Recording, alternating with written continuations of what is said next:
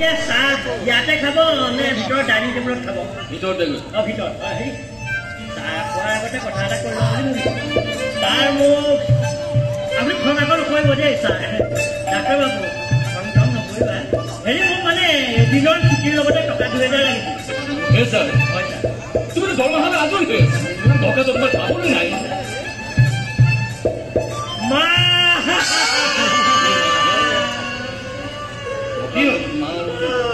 কি তোমাৰ মাতো ঢুকাইছিল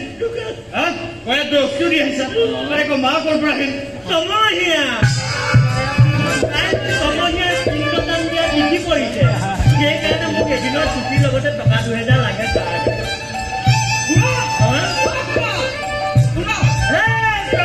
কৃষ্ণ জগন্নাথ প্ৰেমানন্দে এইটো ঘৰতে আহিছ এইটো মোৰ ভতিজা ল'ৰা ৰুদ্ৰ ইয়াৰ নাম ৰুদ্ৰ মোক খবৰ দিব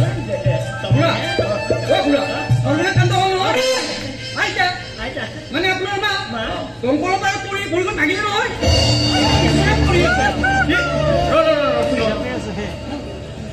তোমাৰ এতিয়া মানে এখেতৰ মা দমকলৰ পাৰত পৰি ভৰিখন ভাগিল প্ৰভু তোমাৰ মা বোলে ঢুকাইছিল হৰি ৰাম কৃষ্ণ বয়াকৈ অক্সিজেন আহিছে জগন্নাথ ৰ'বা তাৰমানে তোমাৰ মা এতিয়াও জীয়াই আছে প্ৰেমানন্দী মানে ইমান দিনে আমাৰ ঘৰৰ পৰা এনেকে টকা সৰকাই আছে এইবোৰ কি হ'ল তই এই সময়তে আহি এইবোৰ খবৰ দিবলৈ পাৰনে মোৰ জীয়াই থকা মাজনী মাৰি ধন ঘটাৰ অপৰাধত যি মোৰ পাপ হ'ল সেই পাপৰ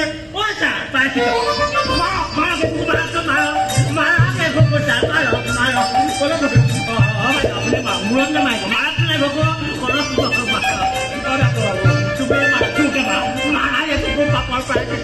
মাৰাত নাই কামত ধৰিছো মই এনেকুৱা কাম আৰু নকৰো এইবাৰ মা সঁচাকৈয়ে ভৰিটো ভাঙিল মই কি কৰো মানে